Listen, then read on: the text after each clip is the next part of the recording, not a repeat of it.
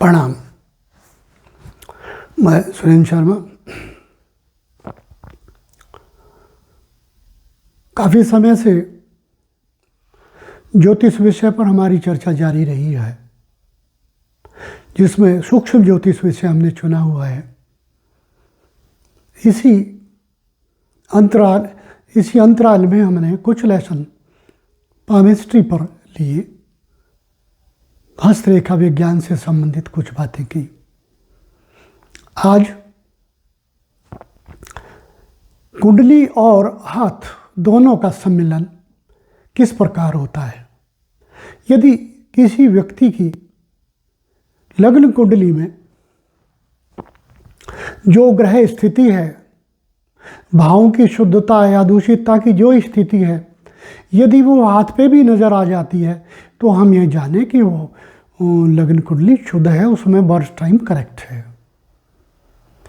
और यदि हाथ पर उपस्थित लक्षण लग्न कुंडली में उपस्थित लक्षणों से मेल नहीं खाते तो जाने कि लग्न कुंडली में कहीं न कहीं बनाने में समय का दोष है, बर्थ टाइम कुछ आगे पीछे है। क्योंकि हाथ पर वही वास्तविकता है व्यक्ति की जो कुंडली में है। हाथ तो व्यक्ति का व्यक्तिगत है ना, जबकि कुंडली व्यक्तिगत नहीं होती। एक ही समय पर अनेक बच्चों का जन्म होता है, इसलिए अधिक कन्फर्मेशन हाथ पर होनी चाहिए। मेरा व्यक्तिगत मत है। ये हाथ वास्तविकता दर्शाता है, प्रत्यक्ष है।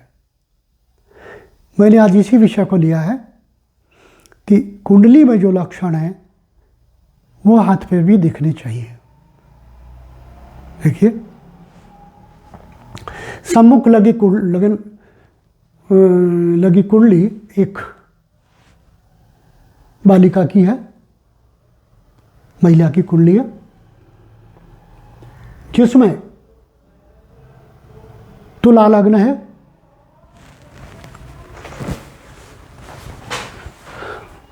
तुला लग्न में विशाखा नक्षत्र है तृतीय चरण में, और लग्न की 28.44 डिग्री है। अर्थात लग्न वृद्धता के काफ़ी नज़दीक जा चुका है, परंतु वृद्ध नहीं है। वृद्धता के नज़दीक तो है, वृद्ध पूर्णतः वृद्ध नहीं है। दूसरे भाव में वृश्चिक राशि, फिर आगे इसी प्रकार से राशियां वितरित है। प्रथम भाव में विशाखा नक्षत्र है, गुरु का नक्षत्र होता है, वो भी तृतीय चरण में। तृतीय चरण में नक्षत्र बली होता है, क्योंकि चतुर्थ चरण के आखिर में जाकर के नक्षत्र कमजोर पड़ता है। 4 चरण होते हैं, परंतु 2 और 3 नक्षत्र में तो वो चरणों में तो नक्षत्र बली होता है। दूसरे भाव में बुध ज्येष्ठा नक्षत्र में, तीसरे में सूर्य, चौथे में शुक्र, पंचम में गुरु केतु, सप्तम में शनि और चंद्रमा, नवम में राहु, एकादश में मंगल, द्वादश भाव में। यदि हम हाथ पे लें तो हाथ पे इस तरीके से हम इनका सेगमेंटेशन करेंगे। 3 खड़ी रेखाएं इस तरीके से ले लें और अंगूठे के कोर के बिल्कुल ठीक नीचे से सीधी एक रेखाएं ले लें। यहाँ इसके अंगूठे के बिल्कुल आगे से जहाँ स्लोप समाप्त हो जाए वहाँ से एक सीधी रेखा ले लें। इस प्रकार से 12 खंड बन जाते हैं। प्रथम खंड, प्रथम भाव यहाँ सूर्य से के नीचे से लेकर के चलेंगे। सूर्य की उंगली के नीचे जो सूर्य का माउंट होता है, ये प्रथम भाव।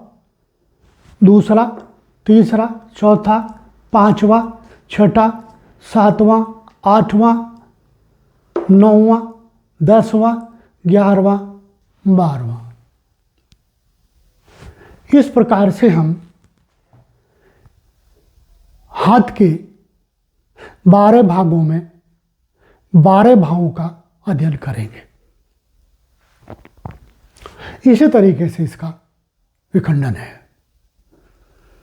देखिए, प्रथम भाव में यहाँ गुरु का नक्षत्र है, कमजोर भी नहीं है लेकिन वृद्धता की तरफ है। तदुपरांत भी साफ स्वच्छ है। अब आए, जब ये स्थिति होगी तो ये भाव साफ सुथरा मिलना चाहिए।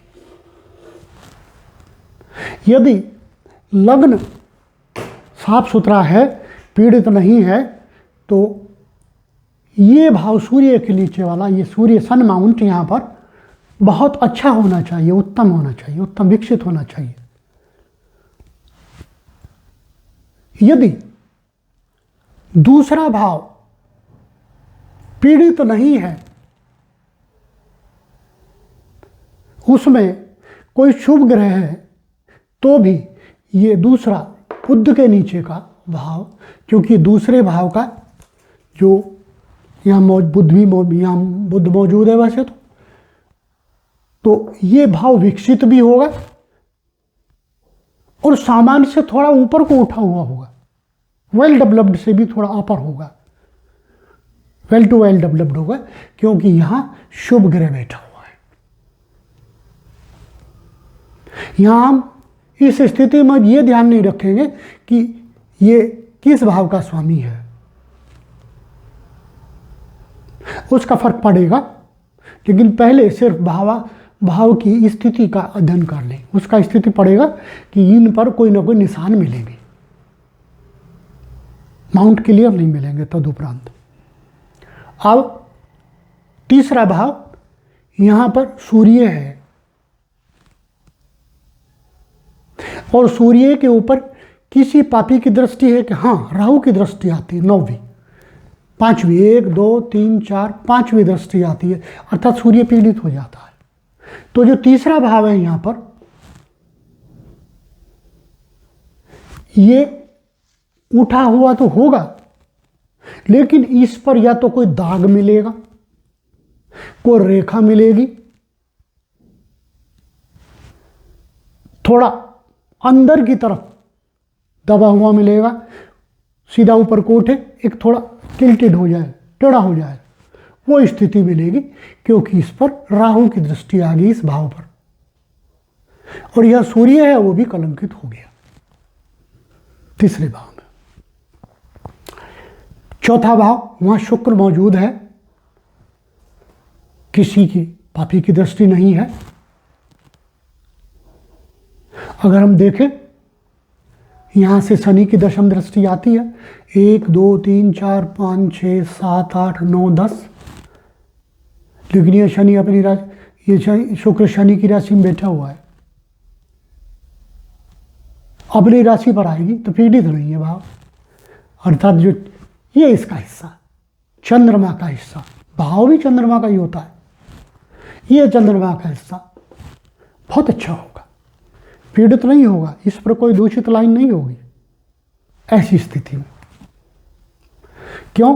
क्योंकि वहां उत्तम भाव, उत्तम ग्रह लग्नेश बैठा हुआ है, बहुत अच्छा होगा, इस पर कोई दाग नहीं होगा, कोई रेखा नहीं होगी, कोई क्रॉस नहीं होगा, कोई द्वीप नहीं होगा, यदि ऐसी स्थिति में साफ सुथरा भाव है। पंचम भाव, ये यहां पर केतु और गुरु बैठे हुए हैं, केतु गुरु की युति बहुत उत्तम कही गई है, गुरु अपने भाव में है, पंचम का कारक होता है, केतु गुरु को सपोर्ट दे देता है, अकेला को केतु उत्तम नहीं, क्योंकि राहु सामने से देखता है, केतु वर्कर नहीं है, वर्कर तो राहु हो जाता है, लेकिन गुरु के साथ केतु एक्टिव हो जाता है, मददगार है। पंचम भाव, ये हिस्सा, इसके नीचे का बिल्कुल हिस्सा साफ सुथरा होगा अगर ये स्थिति होती है, परंतु सामने से दृष्टि तो राहु की है, यदि राहु की दृष्टि है, यह कोई ना कोई रेखा पा जाएगी, यह दाग पा जाएगा, जैसे कि सामान्य तौर से देखते हैं चमड़ी में सलवट हो जाना, कपड़े की सलवट की बात है, ऐसी स्थिति मिलेगी। छठा भाव, यहां छठे भाव पर मंगल की दृष्टि है, मंगल पापी कहा गया है, क्यों कहा गया ये तो मैं यहां नहीं बताऊंगा, मंगल का विश्लेषण वैसे तो मैं कर चुका, लेकिन फिर डिस्क्राइब कर दूंगा मंगल को क्यों पापी कहा गया है। यहाँ इस समय बताने की स्थिति नहीं है।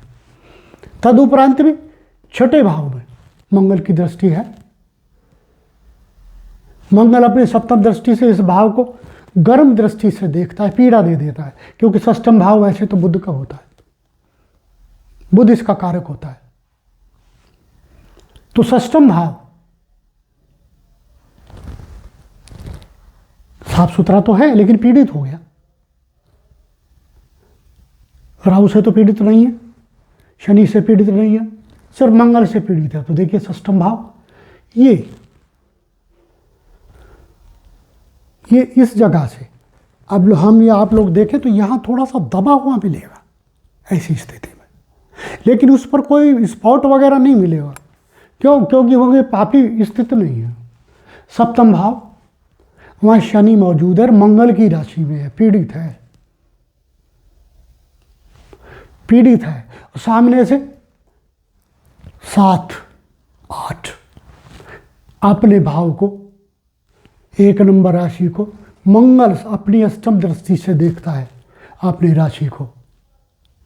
सप्तम भाव में मंगल बहुत बली हो जाता है, शनि वहाँ मौजूद है। शनि मंगल से जब भाव पीड़ित हो जाता है तो सप्तम भाव खराब हो जाता है। इसलिए यहाँ सप्तम भाव शनि के नीचे बिल्कुल रैप्चर्ड मिलेगा, साफ नहीं होगा, रेखाओं का जाल होगा, एक से अधिक रेखाएं होंगी, भाग रेखा यहाँ नहीं गई हुई होगी, कोई स्कार्फ मिलेगा, नीचे को दबा हुआ मिलेगा, जैसे बिना तह किया हुआ कपड़ा डाल दे वो उल्टा सीधा दिखता है। ऐसी स्थिति में ये होगा। और जब भी शनि के नीचे का माउंट खराब हो जाता है वो व्यक्ति अनेक संकट भोगता है। अष्टम भाव यहाँ साफ सुथरा है, इस पर किसी पापी की दृष्टि नजर, सामने से केवल शुभ ग्रह की दृष्टि नजर आती है। इसका मतलब ये अष्टम भाव इसका यहाँ ये आएगा लाइफ लाइन, हर्ट लाइन से नीचे की तरफ। अच्छा होगा, ये बुरा नहीं होगा। यहाँ बिल्कुल इस स्थिति में ये जैसे ये देखिए दोनों लाइनों के बीच की स्थिति है, हर्ट लाइन और ब्रेन लाइन के बीच की स्थिति है, वो स्थिति आएगी और ये स्वच्छ स्थिति आएगी, कोई क्रॉस वगैरह यहाँ नहीं होगा ऐसी स्थिति में। नवम भाव, नवम भाव में चंद्रमा है इस कुंडली में, किसी पापी की दृष्टि नहीं। केतु की पंचम दृष्टि पड़ती है तो गुरु की भी पंचम दृष्टि पड़ती है, समान बल है। दोनों की कुंडली, दोनों की का बल समान है। यद्यपि केतु की डिग्रीज भी कम है, जितनी डिग्री राहु की उतनी केतु की, तो राहु तो कमज़ोर है, फिर केतु भी कमज़ोर है। तो गुरु की पंचम दृष्टि यहाँ बली हो जाती है। पहले चंद्रमा भी यहाँ मौजूद है, नवम भाव बहुत अच्छा हो जाएगा। देखिए, अर्थात गुरु की उंगली के नीचे का ये माउंट बहुत अच्छा होगा, उभरा हुआ होगा ऊपर को, गोल। ऐसी स्थिति में इसका हाथ मिलेगा। उत्तम ज्ञान, अच्छी चिंतन शक्ति, धर्म के क्षेत्र में अच्छा ज्ञान, दार्शनिकता, पूजा पाठ, इन सब में ऐसी क्योंकि ये लड़की का हाथ है, ऐसी लड़की का इस प्रकार से हाथ मिलेगा।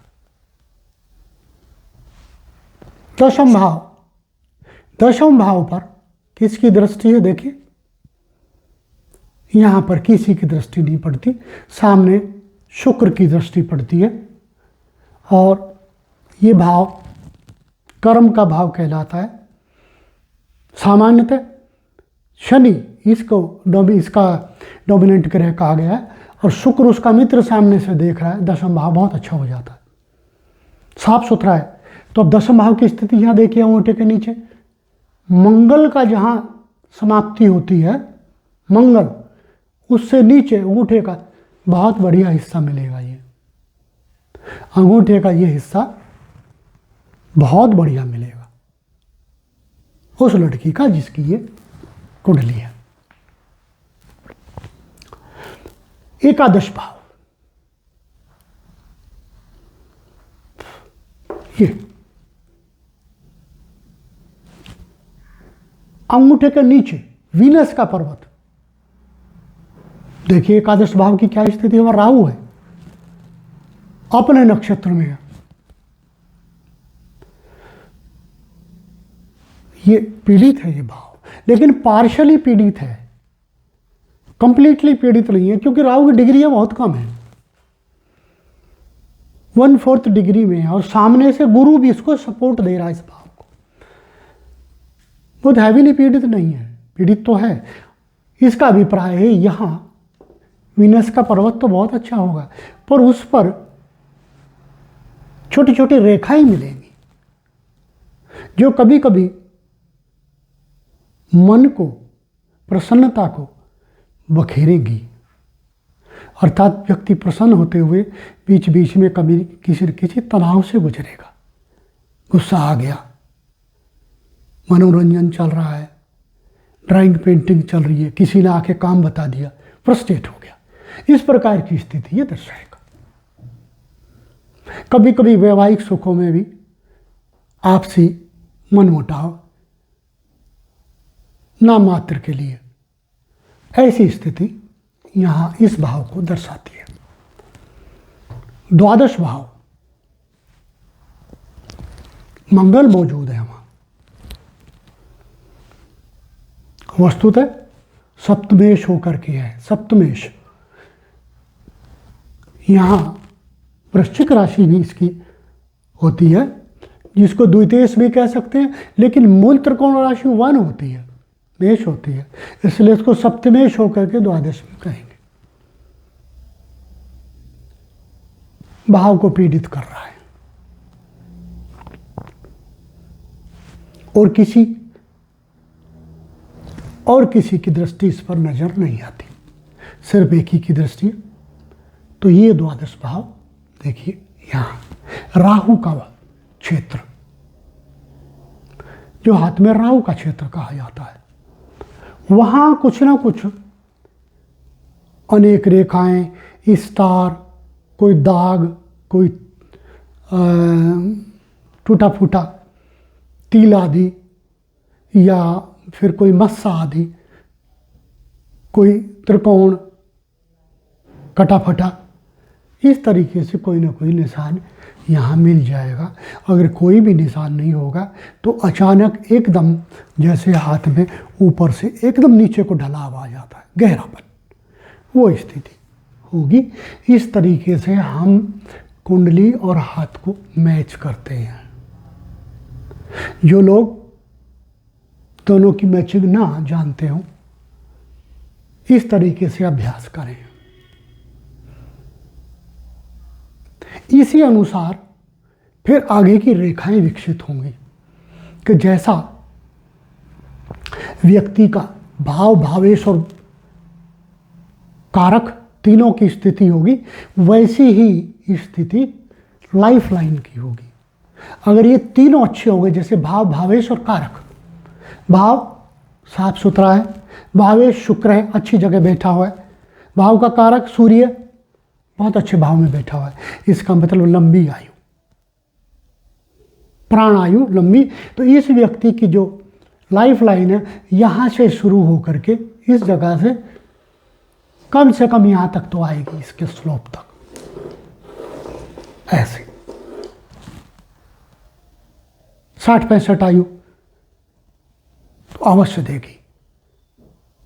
इससे आगे की आयु फिर देखेंगे मष्टमेश की क्या स्थिति है, वो फिर कंप्लीटली ज्योतिष में चले जाते हैं।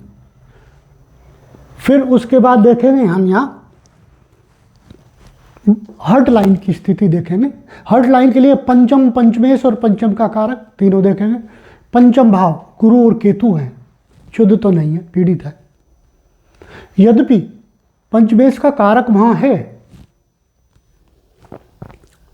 पंचम का कारक वहां है, परंतु पंचमेश तो शनि है, केंद्र में बैठा है। शनि की बुरी स्थिति तो नहीं है, परंतु शत्रु की राशि में है। इसलिए जब इसका स्वामी पीड़ित हो गया, शत्रु की राशि में हो गया, शुद्ध नहीं रहा, तो ये भाव भी उतना शुद्ध नहीं रहा। इसका अभिप्राय है ये जो हर्ट लाइन यहाँ से निकलेगी इसकी, उसमें चेन होगी,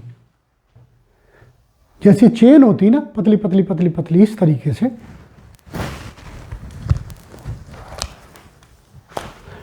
हर्ट लाइन निकलते समय सीधी ना जा करके वो ऐसे तरीके से उसमें कोई ना कोई चेन पा जाएगी, ऐसे कुछ मिला इस तरीके से पा जाएगी, स्ट्रेट नहीं होगी। जब ये पंचम भाव पीड़ित हो गया, राहु की भी दृष्टि आ गई, ये उसके बाद आती है ब्रेन लाइन, मस्तिष्क की स्थिति। मस्तिष्क की स्थिति से देखिए, पहले सूर्य को देखें में, सूर्य मस्तिष्क की स्थिति के लिए सूर्य को देखना अति आवश्यक है, फिर चंद्रमा को देखें में, फिर बृहस्पति को देखें में। इन तीनों के आधार पर भी ही हम मस्तिष्क की रेखा का विकास देखेंगे। सूर्य पर राहु की पार्शियली दृष्टि आती है, इनकम्प्लीट कहेंगे क्योंकि बहुत वीक है, लेकिन पीड़ित तो है सूर्य। उसके बाद चंद्रमा,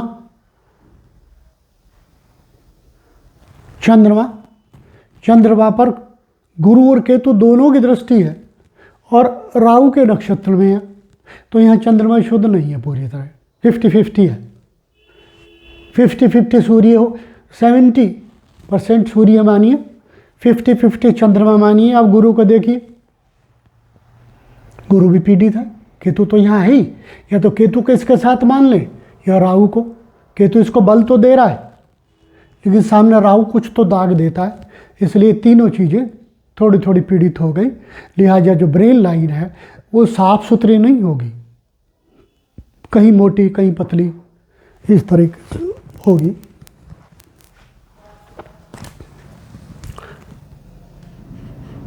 टेढ़ी थोड़ी होती हुई फिर सीधी आ जाएगी, इस तरीके से होगी, लेकिन छोटी होगी, इस तरीके से होगी, छोटी होगी। इस तरीके से हम लोग इनकी रेखाओं का देखते हैं। आगे फिर लक लाइन, लक लाइन के लिए चंद्रमा जैसे ग्रहों को ही हम लोग लेते हैं। आज का पाठ बहुत बड़ा हो गया,